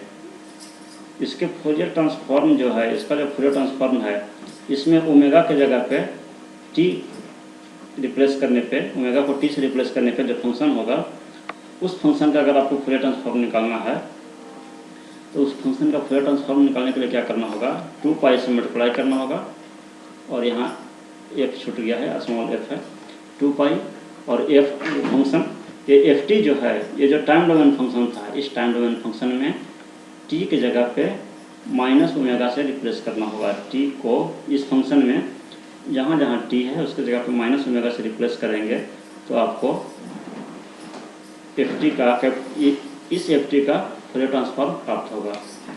यानी कि कहने का मतलब ये हुआ कि नेक्स्ट आगे चल के हम एग्जाम्पल देखेंगे इसका कि कोई फंक्शन है एफ टी और उसका फूरियर ट्रांसफॉर्म है कैपिटल एफ ओमेगा। इसके फूरियर ट्रांसफॉर्म में जहाँ जहाँ ओमेगा है वहाँ उसको टाइम से रिप्लेस कर दिया गया, तो वो टाइम का फंक्शन हो गया और उसका फूरियर ट्रांसफॉर्म अगर हमें निकालना है तो जो टाइम डोमेन फंक्शन था उसमें टाइम की जगह पे माइनस ओमेगा पुट कीजिए और 2 पाई से मल्टीप्लाई कीजिए तो आपको इस फंक्शन का फूरियर ट्रांसफॉर्म प्राप्त होगा। ये आपके लिए इम्पोर्टेंट नहीं है, लेकिन फिर भी अगर मान लिया जाए जैसे ओमेगा इक्वल टू होता है 2 पाई एफ, यानी कि अगर ये ओमेगा का फंक्शन ना हो, अगर मान लीजिए कि ये लीनियर फ्रिक्वेंसी का फंक्शन है, उस केस में यहाँ पे 2 पाई नहीं होता है, बाकी सब कुछ सेम रहता है, तो ये आपका यूज नहीं आएगा, यही यूज होगा। एग्जाम्पल देखते हैं। Fourier transform of f t is equal to u t. U t कहने का मतलब है कि यूनिट स्टेप फंक्शन है। यूनिट स्टेप फंक्शन का फूरियर ट्रांसफॉर्म हमें निकालना है। तो यू टी का फूरियर ट्रांसफॉर्म यहाँ पे मैं आपको बता दूँ एक फंक्शन होता है डेल टी, एक होता है यू टी, और एक होता है आर टी, और एक होता है पी टी। ये 4 फंक्शंस हैं: impulse function, unit step function, ramp function और पैराबोलिक फंक्शन। ठीक है, तो ये यू टी जो है, डेल टी को इंटीग्रेट करने पे, डेल टी यानी इम्पल्स फंक्शन को इंटीग्रेट करने पे यू टी मिलता है, यू टी को इंटीग्रेट करने पे आर टी मिलता है, और आर टी को इंटीग्रेट करने पे पी टी यानी पैराबोलिक फंक्शन मिलता है। ठीक उसी प्रकार से कर सकते हैं कि पी टी को यानी पैराबोलिक फंक्शन को जब आप डिफ्रेंशिएट करेंगे तो आपको रैंप फंक्शन मिलेगा, रैंप फंक्शन को डिफ्रेंशिएट करेंगे तो आपको यूनिट स्टेप फंक्शन मिलता है, और यूनिट स्टेप फंक्शन को जब इंटीग्रेट करेंगे तो आपको यूनिट स्टेप फंक्शन को जब डिफ्रेंशिएट करेंगे तो आपको इम्पल्स फंक्शन मिलेगा। तो ये आपकी जानकारी के लिए था, इन सब का यूज नहीं है।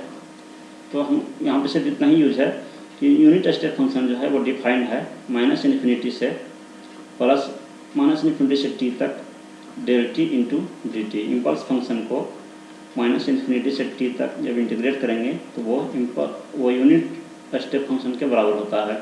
ठीक है, तो अब हम इसी का यूज करते हुए फूरियर ट्रांसफॉर्म निकालेंगे यू टी का।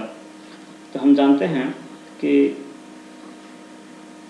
अभी हमने देखा था प्रॉपर्टीज में कि कोई इंटीग्रेशन का अगर फूरियर ट्रांसफॉर्म निकालना है, कोई इंटीग्रेटिंग फंक्शन का फूरियर ट्रांसफॉर्म निकालना है, तो अभी हमने फार्मूला में देखा था कि वो फंक्शन जिसका इंटीग्रेशन किया हुआ है उसका फूरियर ट्रांसफॉर्म बटा J omega plus pi F zero, Fourier transform में ओमेगा की जगह पर जीरो पुट करने पे जो आएगा F omega into del omega. ये फार्मूला हमने देखा था। फंक्शन हमारा एफ टी की जगह पे डेल टी है। ठीक, तो इसी को अगर हम देखें तो डेल टी का जो फूरियर ट्रांसफॉर्म है वो 1 होता है, तो हो जाएगा 1/जे ओमेगा प्लस वो फूरियर ट्रांसफॉर्म आपका उसका जो f0 होता है उसका वैल्यू 1 हो जाएगा, क्योंकि वो फंक्शन है आपका डेल जीरो, तो डेल जीरो का वैल्यू 1 हो जाएगा, और आपको पाई इंटू डेल ओमेगा बचेगा, यानी यू टी का फूरियर ट्रांसफॉर्म हो जाएगा 1/जे omega plus pi into del omega. बहुत ही इंपॉर्टेंट फार्मूला है ये, यूनिट स्टेप फंक्शन का फार्मूला। यूनिट स्टेप फंक्शन का फूरियर ट्रांसफॉर्म होगा 1/जे omega plus pi del omega, 1/जे omega plus pi del omega. यहाँ पर मैं आपको बता दूँ कि यू टी जो है ये डिफाइन है कुछ इस प्रकार से, टी ग्रेटर देन 0 के लिए इसका वैल्यू 1 होता है, और टी लेस देन 0 के लिए इसका वैल्यू 0 होता है। ठीक उसी प्रकार से अगर आपको कहीं मिल जाए u माइनस टी मिल जाए, u माइनस टी, तो इसका मतलब है यह फंक्शन, इस फंक्शन का वैल्यू t लेस देन 0 के लिए 1 है, और t ग्रेटर देन 0 के लिए इसका वैल्यू 0 है। अगर आपको मिल जाए u t माइनस 1, इसका मतलब है जो यूनिट स्टेप फंक्शन है जो कि 0 से शुरू हो रहा था वो अब 1 यूनिट से शिफ्ट कर गया है, यहाँ पे जितना रहेगा उतने यूनिट से, अगर माइनस है तो आगे की तरफ शिफ्ट कर गया है, प्लस रहेगा तो पीछे की तरफ शिफ्ट कर गया है। इसे आप याद रखेंगे। नेक्स्ट एग्जांपल देखते हैं, Fourier transform of f t equal to 2/1 plus t square. इसका हमें फूरियर ट्रांसफॉर्म निकालना है जो कि फंक्शन है 2/1 प्लस टी स्क्वायर। तो इसमें ड्यूअलिटी प्रॉपर्टीज का यूज होगा। आप देखिए, समझिए इसे कि हम जानते हैं स्टार्टिंग में हमने देखा था कि e⁻⁻a मॉडुलस टी, इसका फूरियर ट्रांसफॉर्म हम निकाल कर लाए थे 2a/a² प्लस ओमेगा स्क्वायर। इसका फूरियर ट्रांसफॉर्म हम निकाल कर लाए थे, और अगर आप इससे कंपेयर कीजिए तो इसी से मिलता जुलता लग रहा है। इसका दोनों का जो शेप है फंक्शन वो मिलता जुलता लग रहा है, सिर्फ एक जगह पे 1 है और ओमेगा की जगह पे t है, बाकी सब कुछ सेम है। तो जब आपको लगे कि ये जो फंक्शन है ये अगर t की जगह पे ओमेगा रखने पे या कोई किसी का फूरियर ट्रांसफॉर्म ये है तो आप ड्यूअलिटी प्रॉपर्टीज का यूज कर सकते हैं। पहले तो हम ये की जगह पे इसको 1 पुट कर लिए तो ये यहाँ से ख़त्म हो गया और आपको बचा सिर्फ ये है कि f(e⁻t) का जो फूरियर ट्रांसफॉर्म है वो 2/1 + ओमेगा स्क्वायर होता है। अब ड्यूअलिटी प्रॉपर्टीज क्या कहता है कि ड्यूअलिटी यहाँ पे आपको ये है स्मॉल ft, ये है कैपिटल FT। आप कह सकते हैं यहाँ पे स्मॉल ft जो है e⁻t है और यहाँ पे f ओमेगा जो है वो है आपको 2/1 + ओमेगा स्क्वायर, जो कि ड्यूअलिटी प्रॉपर्टीज में ft और f ओमेगा था। तो ड्यूअलिटी प्रॉपर्टीज क्या कहता है कि जो f ओमेगा है इसमें ओमेगा की जगह पे t से अगर आप इसको रिप्लेस कर दीजिए और उसका फूरियर ट्रांसफॉर्म निकालिए तो इसमें जो ओमेगा है उसकी जगह पर अगर हम t से रिप्लेस कर दें तो बचेगा 2/1 + t²। ये टाइम का फंक्शन आ गया और इसका हम फूरियर ट्रांसफॉर्म अगर हम निकालना चाहें, अगर हमें इसका फूरियर ट्रांसफॉर्म निकालना है तो क्या करना होगा कि 2π से मल्टीप्लाई करना होगा और जो ft जो था, जो टाइम डोमेन फंक्शन था, उसमें जहाँ जहाँ t था उसकी जगह पे माइनस ओमेगा करना होगा। तो मॉडुलस के अंदर t था तो इसे मॉडुलस के अंदर t की जगह पे माइनस ओमेगा कर दिए तो ये हमें इस फंक्शन का फूरियर ट्रांसफॉर्म प्राप्त हुआ। और हम जानते हैं कि मॉडुलस के अंदर कोई भी नेगेटिव वैल्यू रहता है तो वो पॉजिटिव कन्वर्ट हो जाता है, जिसे हम लिख सकते हैं 2π e⁻ modulus of the omega. तो यही हमारा इस फंक्शन का फूरियर ट्रांसफॉर्म निकल कर आया और ड्यूअलिटी प्रॉपर्टीज का इसमें हमने यूज किया। नेक्स्ट एग्जांपल है Fourier transform of signum function. Signum function का फूरियर ट्रांसफॉर्म हमें निकालना है। सिग्नम फंक्शन, ये फंक्शन डिफाइन कैसे है? ये फंक्शन डिफाइन है कि जब t, अगर t का वैल्यू ग्रेटर देन 0 है, t का वैल्यू ग्रेटर देन 0 है तो इस फंक्शन का वैल्यू 1 होता है और जब लेस देन 0 होता है तो उस फंक्शन का वैल्यू -1 होता है। उसे रिप्रेजेंट करते हैं इस प्रकार से, ये सिग्नम फंक्शन है, डिनोट करते हैं SGNT, यानी टाइम का फंक्शन है signum function. t greater than 0 के लिए इस फंक्शन का वैल्यू 1 और t लेस देन 0 के लिए इस फंक्शन का वैल्यू -1। t = 0 पे इसका वैल्यू डिफाइंड नहीं है, डिसकंटिन्यूअस होता है ये। तो इसका फूरियर ट्रांसफॉर्म निकालने के लिए हमने क्या किया कि इस फंक्शन में दोनों तरफ 1 से मल्टीप्लाई कर दिया, दोनों तरफ 1 से मल्टीप्लाई कर दिया, यानी 1 + सिग्नम फंक्शन t = तो इधर अगर 1 से मल्टीप्लाई करेंगे तो ये 2 हो जाएगा, इसमें 1 से मल्टीप्लाई नहीं किया, एडिशन किए हैं। तो अगर दोनों साइड 1 एडिशन करेंगे तो ये 2 हो जाएगा और ये 0 हो जाएगा। कहने का मतलब है कि 1 + सिग्नम t इस फंक्शन का अगर हम ग्राफ देखें तो t ग्रेटर देन 0 के लिए 2 और t लेस देन 0 के लिए 0। 1 एडिशन की जब इस फंक्शन में 1 जोड़ दिए तो ये फंक्शन 1 से ऊपर शिफ्ट कर गया तो ये 0 पे चला गया और ये 2 पे चला गया। यानी कि हम इसको, इस फंक्शन को हम कह सकते हैं 2 × ut के केस में यहाँ पे 1 रहता है। ut के केस में इस फंक्शन का वैल्यू t ग्रेटर देन 0 के लिए 1 होता है तो इसका वैल्यू 2 है तो कह सकते हैं कि ये 2 × ut है। तो यानी हम क्या लिखेंगे कि 1 + सिग्नम t = 2 × ut हम इसको लिख सकते हैं। और यहाँ से अगर हम सिग्नम t का वैल्यू निकालना चाहें तो इस 1 को उधर कर देंगे तो 2 × ut - 1। अब अगर हम इसका फूरियर ट्रांसफॉर्म निकालना चाहें, दोनों तरफ फूरियर ट्रांसफॉर्म लेंगे तो Fourier transform of signum function का 2 × ut - 1 है तो 2 तो कांस्टेंट है, ut का फूरियर ट्रांसफॉर्म होता है 1/j + π∆ω।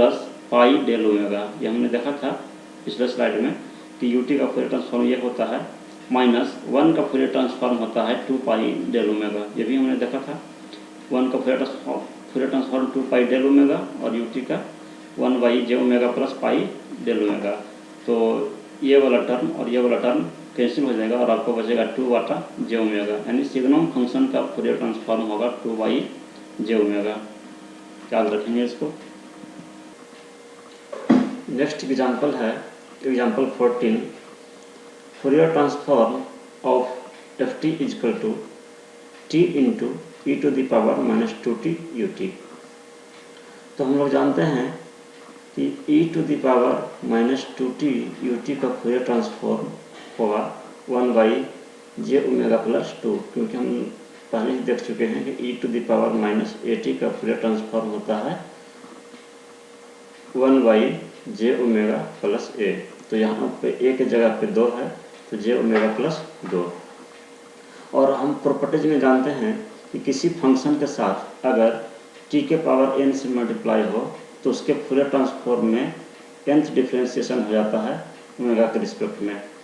तो इसलिए यहाँ पे एक बार t का पावर 1 है, यहाँ एक बार डिफ्रेंशिएशन होगा ओमेगा के रिस्पेक्ट में, और साथ ही साथ इसमें j की पावर n भी होता है, तो j की पावर 1 यानी j से मल्टीप्लाई होगा। जब इसका डिफ्रेंशिएशन लेंगे ओमेगा के रिस्पेक्ट में तो आपको हो जाएगा -j 1/j ओमेगा प्लस 2 का होल स्क्वायर। ये दोनों मिलकर 1 हो जाएंगे और सिर्फ आपको बचेगा 1/j ओमेगा प्लस 2 का होल स्क्वायर, यानी कि t into e to the power minus 2t ut का फोरियर ट्रांसफॉर्म हुआ 1/j ओमेगा प्लस 2 का होल स्क्वायर। नेक्स्ट एग्जाम्पल है 15, Fourier transform of f t is equal to sine omega 0t ut। तो हम लोग जानते हैं कि साइन ओमेगा 0t को लिख सकते हैं e to the power j omega 0t minus e to the power minus j omega 0t by 2j। तो जब हम इसका फोरियर ट्रांसफॉर्म निकालेंगे तो उस फंक्शन में e to the power minus j omega t से मल्टीप्लाई करना होगा। उसके बाद e to the power minus j omega t को दोनों में मल्टीप्लाई कर दिए और फिर 2j को कॉमन ले लिए, ये इसको बाहर कर लिए। इस पार्ट का इंटीग्रेशन हो जाएगा e to the power minus j omega 0, और जो टर्म कोफिशिएंट है t का वो डिनोमिनेटर में आ जाएगा। ठीक उसी प्रकार से यहाँ भी होगा, जो टर्म t के साथ कोफिशिएंट में है वो डिनोमिनेटर में आ जाएगा, और लिमिट आपका 0 टू इन्फिनिटी रहेगा। एक बार t की जगह पे इन्फिनिटी रखेंगे और एक बार t की जगह पे 0 पुट करेंगे। जब इन्फिनिटी पुट करेंगे ये टर्म हो जाएगा e to the power minus infinity, और e to the power minus infinity का वैल्यू 0। उसी प्रकार से इस इन्फिनिटी को जब इसमें पुट करेंगे तो e to the power minus infinity, तो ये भी 0 हो जाएगा, और जब 0 पुट करेंगे तो e के पावर 0 तो वो हो जाएगा 1, तो 1/j omega minus j omega 0, और फिर माइनस हो जाएगा ये, और 1/j omega plus j omega 0। जब इसको एलसीएम लेंगे तो हमें हो जाएगा नीचे डिनोमिनेटर हो जाएगा a plus B into A minus B, यानी a स्क्वायर और माइनस बी स्क्वायर, तो माइनस बी स्क्वायर, लेकिन यहाँ पे b के जगह पे है j ओमेगा 0, तो j ओमेगा का स्क्वायर -1 हो जाएगा, तो -1 मिलकर ये प्लस हो जाएगा, और आपको ये 2j से 2j कट जाएगा, तो आपको बचेगा ओमेगा 0 बटा j ओमेगा का होल स्क्वायर प्लस ओमेगा 0 का होल स्क्वायर, यानी साइन ओमेगा 0t का sign omega 0t into ut, इसका आपको फोरियर ट्रांसफॉर्म हुआ ओमेगा 0/j ओमेगा का होल स्क्वायर प्लस ओमेगा 0 का होल स्क्वायर, j ओमेगा का स्क्वायर प्लस ओमेगा 0 का whole square. Sign omega 0t अगर सिंपली है तो इसका मतलब हुआ कि ये वेव फॉर्म है आपको इस टाइप से, यानी कि माइनस इन्फिनिटी से प्लस इन्फिनिटी तक ये वेव फॉर्म है। और अगर sign omega 0t into ut है, ut लग गया, तो इसका मतलब है कि यह wave form t greater than 0 के लिए डिफाइंड है, t लेस देन 0 के लिए इसका वैल्यू 0 होगा। अगर हम इसका फोरियर ट्रांसफॉर्म को लैप्लेस ट्रांसफॉर्म से कंपेरिजन करें तो साइन ओमेगा 0t का लैप्लेस ट्रांसफॉर्म होता था omega 0 by S square plus omega 0 का स्क्वायर, यानी कि जहाँ पे एस है वहाँ पे सिर्फ जे ओमेगा है, बाकी सब कुछ सेम है। नेक्स्ट एग्जांपल है कॉस ओमेगा 0t ut का फोरियर ट्रांसफॉर्म। तो कॉस ओमेगा 0t जो है वो आपको अगर सिंपली कॉस ओमेगा 0t कहें तो cos ओमेगा 0t का फूरियर ट्रांसफॉर्म आपको होता है, ये आपको cos ओमेगा 0t का वेव फॉर्म है, और ये है cos ओमेगा 0t का वेव फॉर्म। लेकिन अगर इसमें ut लगेगा तो आपको t के 0 के पहले वाला फंक्शन ये आपका 0 हो जाएगा, और ut लगने का मतलब है कि ये फंक्शन सिर्फ t ग्रेटर देन 0 के लिए डिफाइन होगा, और उस केस में आपको वेव फॉर्म मिलेगा सिर्फ t ग्रेटर देन 0 का। ये आपको हो गया cos omega 0t into ut का वेव फॉर्म। तो इसको आप उसी प्रकार से सॉल्व करेंगे जैसे इस एग्जाम्पल 15 में sin ओमेगा 0t का किए हैं, तो आपको ये मिलेगा। लैप्लास ट्रांसफॉर्म से अगर कंपेरिजन करें तो cos ओमेगा 0t का लैप्लास ट्रांसफॉर्म होता था s by S square plus omega 0 का स्क्वायर। तो सिर्फ s की जगह पे j ओमेगा है, बाकी सब कुछ सेम है।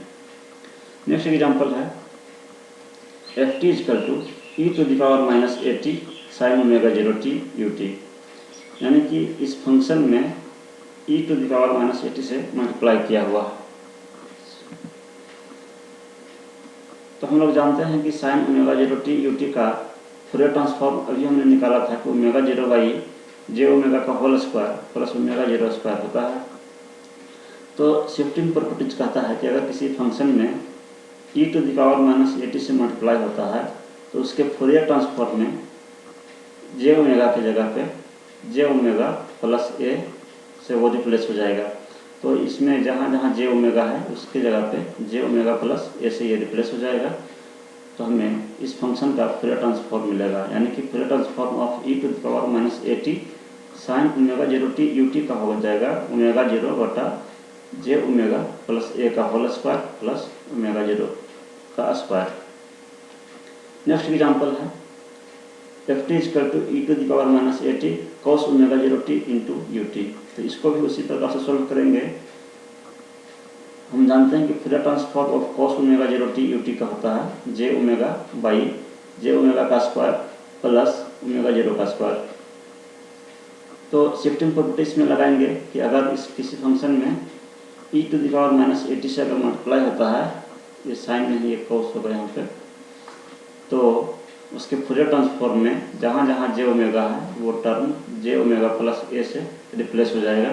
तो जे ओमेगा न्यूमरेटर में था तो जे ओमेगा प्लस a हो जाएगा वो, और नीचे में जे ओमेगा का होल स्क्वायर था वो हो जाएगा जे ओमेगा प्लस a का होल स्क्वायर प्लस ओमेगा 0 का स्क्वायर।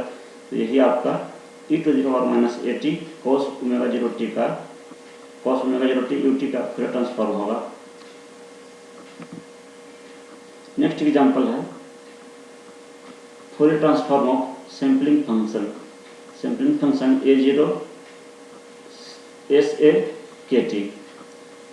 तो इस सैम्पलिंग फंक्शन का फूरियर ट्रांसफॉर्म हमें निकालना है।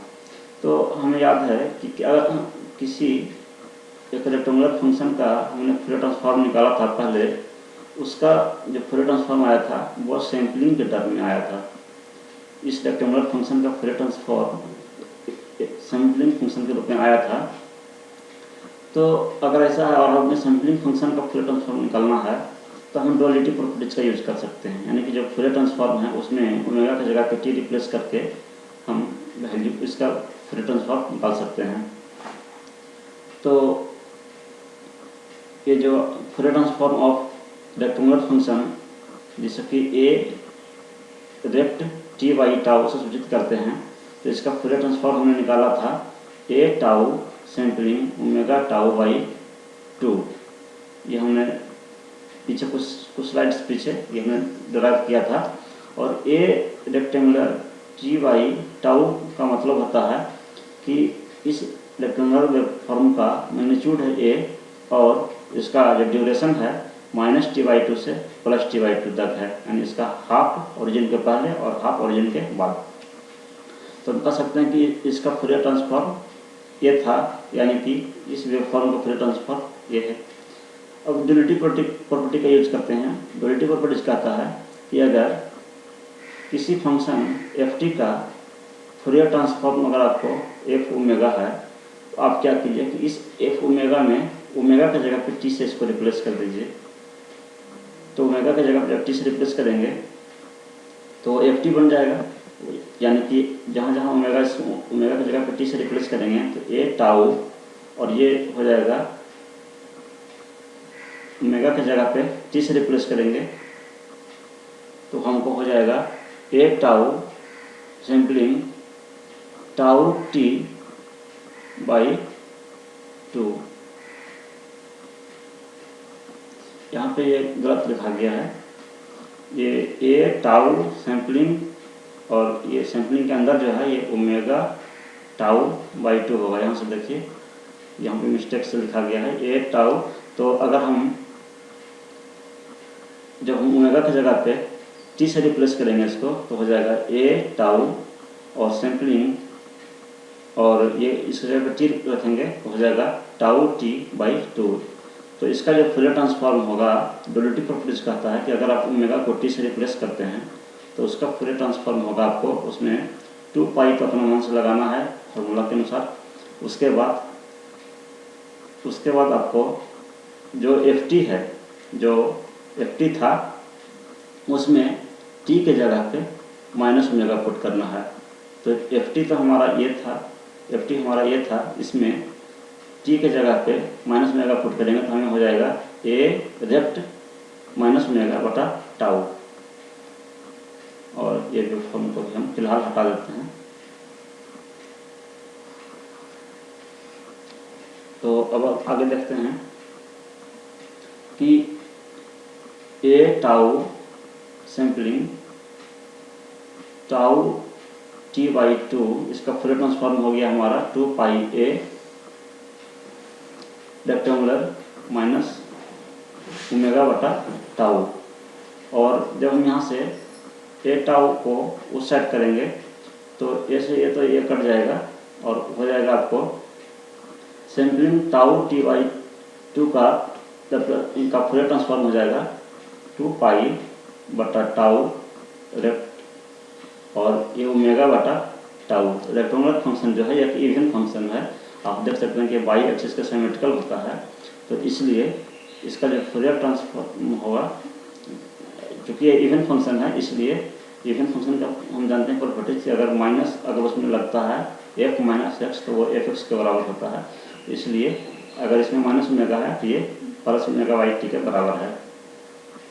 अब हम इसमें क्या कर रहे हैं, दोनों साइड ए जीरो से मल्टीप्लाई कर दिए तो हो गया A zero sampling tau T by 2, इसका फूरियर ट्रांसफॉर्म हो गया 2 पाई ए जीरो इधर भी मल्टीप्लाई हो जाएगा tau rapt omega by tau. मान लिया हमने इसको इक्वेशन ए, क्योंकि हमें जो फूरियर ट्रांसफॉर्म निकालना है वो ए जीरो सैम्पलिंग के टी का निकालना है फूरियर ट्रांसफॉर्म। तो ए जीरो तो हमें यहाँ पे आ गया और के टी चाहिए, तो हम क्या करेंगे कि टाउ बाई टी 2 को के हम मान लेते हैं। टाउ बाई 2 को हमने के मान लिया तो यहाँ से टाउ इजकल टू 2k हो गया। जब हम इसको इक्वेशन में पुट कर देंगे तो हम पाएंगे ए जीरो सैम्पलिंग के टी जो फूरियर ट्रांसफॉर्म हो जाएगा 2 पाई ए जीरो और टाउ की जगह पे 2k रखाएगा, रेप्ट ओमेगा बाई यहाँ जी टाउ की जगह पे 2k रखाएगा। यहाँ से आपको 2 से 2 कट जाएगा, यानी ए जीरो सैम्पलिंग के टी का फूरियर ट्रांसफॉर्म होगा पाई ए जीरो बाई के रेप्ट ओमेगा बाई 2k। तो अगर हम इसे वेव फॉर्म में देखें, यही आपको फूरियर ट्रांसफॉर्म होगा, वेव फॉर्म के रूप में देखें तो ये रेक्टेंगुलर फंक्शन का एम्पलीट्यूड बताता है। तो रेक्टेंगुलर फंक्शन का एम्पलीट्यूड हो गया पाई ए जीरो बाई के, और यहाँ पे जो होता है ये ड्यूरेशन बताता है। तो इसका आधा ओरिजिन के इस साइड और आधा ओरिजिन के इस साइड, यानी कि माइनस के से प्लस के, और magnitude pi A zero by K, यही आपका रेक्टेंगुलर फंक्शन जो है इस सैम्पलिंग फंक्शन का फूरियर ट्रांसफॉर्म होगा। नेक्स्ट एग्जांपल है find inverse Fourier transform of F omega is equal to 6 into 3 plus J two omega by 1 plus J omega into 4 plus J omega into 2 plus J omega. तो इसका हमें inverse Fourier निकालना है। तो temporarily हम क्या करते हैं कि जे ओमेगा को ए से रिप्लेस कर देते हैं टेम्पोररी फॉर ए मोमेंट, कुछ क्षण के लिए। इससे क्या होगा कि हम कॉम्प्लेक्स कॉम्प्लिकेशन से बच जाएंगे। तो जे ओमेगा को एस से अगर हम रिप्लेस कर देते हैं तो हमारा एफ ओमेगा से जो रिप्लेस एफ ओमेगा से जो डिनोट किया हुआ था उसे अब हम एफ एस से डिनोट करते हैं। ये ओमेगा का फंक्शन था इसलिए एफ ओमेगा था, अब हमारा ये एस का फंक्शन हो जाएगा इसलिए इसको एफ एस लिख रहे हैं। तो हो जाएगा 6 × 3 + 2s by 1 + s 4 + s × 2 + s, जहाँ जहाँ जे ओमेगा है उसके जगह पे एस से रिप्लेस कर दिए।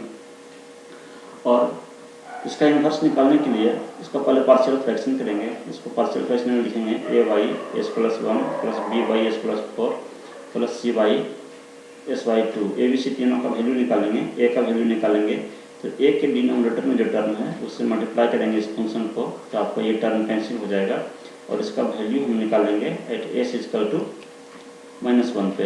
एट s = -1 पे इसका वैल्यू निकालेंगे, जहाँ जहाँ s है उसके जगह पे -1 पुट करेंगे तो हमें a का वैल्यू 2 मिलेगा। उसी प्रकार से b का वैल्यू हमें निकालना है, तो b के डिनोमिनेटर में जो टर्म है उससे इस फंक्शन को मल्टीप्लाई करना होगा, ये टर्म आपको कट जाएगा और इस फंक्शन का वैल्यू हम निकालेंगे एट s = -4। एट s = -4, जहाँ जहाँ s है उसकी जगह पे -4 रखेंगे तो हमें इसका वैल्यू -5 मिलेगा। ठीक उसी प्रकार से c का वैल्यू निकालेंगे, तो c के डिनोमिनेटर में जो टर्म है s + 2, इससे मल्टीप्लाई करेंगे इस फंक्शन को, s + 2 वाला टर्म कट जाएगा और जो फंक्शन आया इसका वैल्यू हम s = -2 पे निकालेंगे और जहाँ जहाँ s है उसके जगह पे -2 अगर हम पुट करेंगे तो हमें 3 मिलेगा। इन a b c का वैल्यू जब हम इस इक्वेशन में रखेंगे तो हमें एफ एस का वैल्यू मिलेगा। एफ एस का वैल्यू हो जाएगा 2/s + a - 5/s + 4 + 3/s + 2। अब चूँकि हमने जे ओमेगा की जगह पे s माना था, अब हम वापस हम s की जगह पे जे ओमेगा पुट कर देंगे तो हो जाएगा हमारा जो एफ एस था वो फंक्शन ऑफ ओमेगा हो जाएगा = 2/j omega + 1 - 5/j omega + 4 + 3/j omega + 2।